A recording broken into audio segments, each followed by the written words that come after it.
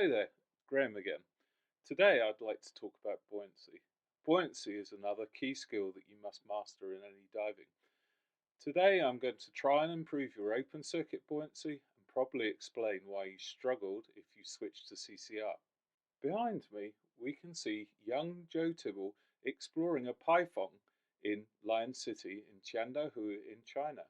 This is a moderately easy dive, being in the range of 25 to 30 meters. And it's a super cool place to go diving. Where else can you explore an ancient Chinese city underwater? Well, China, obviously. This is a super cool dive because the village has been preserved in its original condition, and you can see features like the python that you can see Joe exploring here.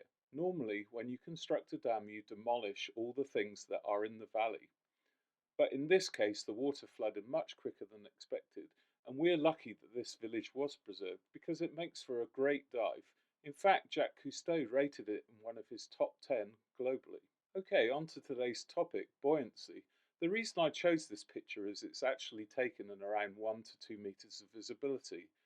Much like many other freshwater lakes, the visibility can be a challenge, particularly as there's 50 or 70 years of silt built up on the bottom. Any extraneous movement or poor buoyancy control could make the already challenging visibility even worse. So let's have a look at buoyancy in a bit more detail so that we can try to avoid these kinds of problems and make our diving way better. Back to school. Perhaps you remember spirometers from your biology lessons. In the graphic, we can see a breathing cycle. This depicts a tidal volume. Tidal volume is how much air you move in a typical breath, and for most people that is around 7 milliliters per kilogram body weight. Of course, it's not a one-size-fits-all. The fitter you are, probably the greater tidal volume or the better lung capacity you have.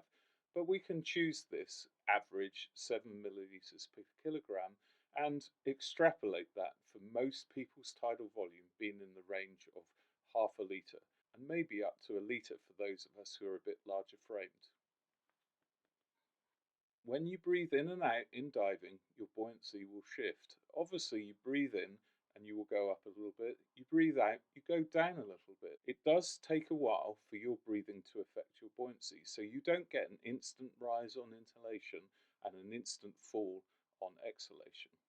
And don't worry if you're just starting and struggling with buoyancy control. Some directed practice and lots of relaxation and buoyancy will start to become second nature. You know in everyday life that there's extra capacity in your lungs. Scientists would call this inspiratory reserve volume. So when you take a deep breath in, there's actually more space in your lungs. On the other side of the breathing cycle, there's space for more exhalation, and that's our expiratory reserve volume.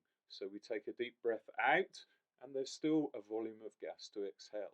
These two things are often used by the poorly informed diver to control buoyancy. I'm sure you've probably been told, oh, just take a deep breath in to go up, or take a deep breath out to go down. Whilst this may work in the short term, it's not a long-term solution for good buoyancy control.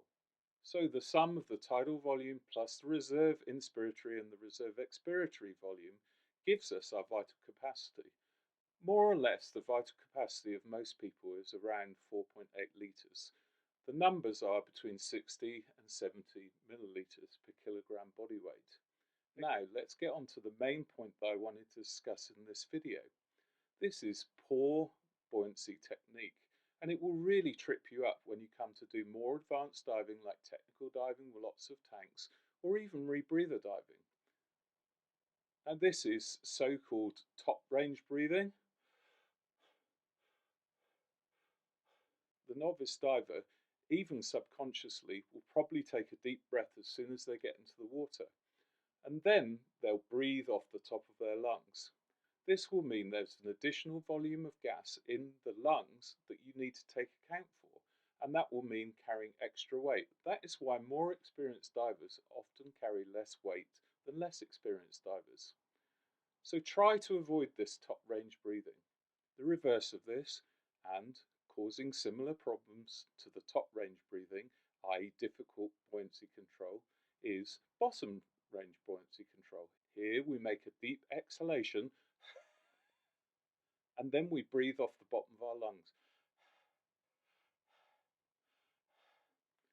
I would say this is a lazy diver's technique. Usually you find divers doing this on the ascent. And why do they do it? Because they're too lazy to dump from their wing or dump from their wing, and therefore as they go up the gas expands and they exhale a little bit from their lungs. The problem with this kind of breathing pattern is it takes conscious effort to maintain it. If you stop on the ascent to do something, for example sending an SMB, you'll typically come back to a natural and comfortable breathing pattern, which is the mid-range of your lungs, and therefore you'll actually turn out to be positively buoyant. These kinds of poor breathing techniques can lead to all sorts of problems, like struggling with buoyancy and, in fact, retention of carbon dioxide. So try to avoid them. So don't worry if you think you're a lazy diver. I'm definitely a lazy diver. We're all constrained by some universal underlying principles, like the principle of the conservation of mass, I'm hungry, or the principle of the conservation of energy. The first rule of thermodynamics is that. I can't really remember back to my school days. But we can simplify this to the law of least effort. We usually want to do the simplest and easy thing. That's natural. I definitely fall into this category. But sometimes the simplest and easy thing actually translates into more trouble later on down the line. So particularly with buoyancy control, take the time to adjust your buoyancy and keep that breathing mid-range. So the absolute perfect thing for perfect buoyancy control is mid-range and easy relaxed breathing. With this easy relaxed breathing, it will keep your buoyancy variations as small as possible. When you're going to be spending extended periods, longer than a few seconds at different depth, you should make an adjustment to your buoyancy control device. For me, that would be my wing, because I wouldn't do anything as stupid as using my dry suit for buoyancy control. So with rebreather diving, this is extremely important to maintain this easy, relaxed mid-range breathing. That's because you're the pump in the system moving gas around the rebreather and allowing it to function properly, removing carbon dioxide and adding oxygen. People often struggle with buoyancy control when making the transition to CCR, closed circuit diving. The reason they struggle is because they've had bad habits of poor buoyancy control in open circuit diving. That's overusing your lungs to control your buoyancy. Oh, I'll just go over this bit of the wreck. I'm going up. I'm just going to keep exhaling. So don't fall into that trap. Develop good habits from the very start of your diving, easy, relaxed, mid-range breathing, and you'll find as you transition through levels, you'll have less and less to do, and your diving will be easier and easier. And you'll start doing super cool dives, which we all want to do. Super cool dives like we can see young Joe doing here in Qiandaohu in China. I hope you enjoyed this video and you got something useful from it. Please consider subscribing if you haven't done already, and don't forget to smash that like button. Thank you for your attention.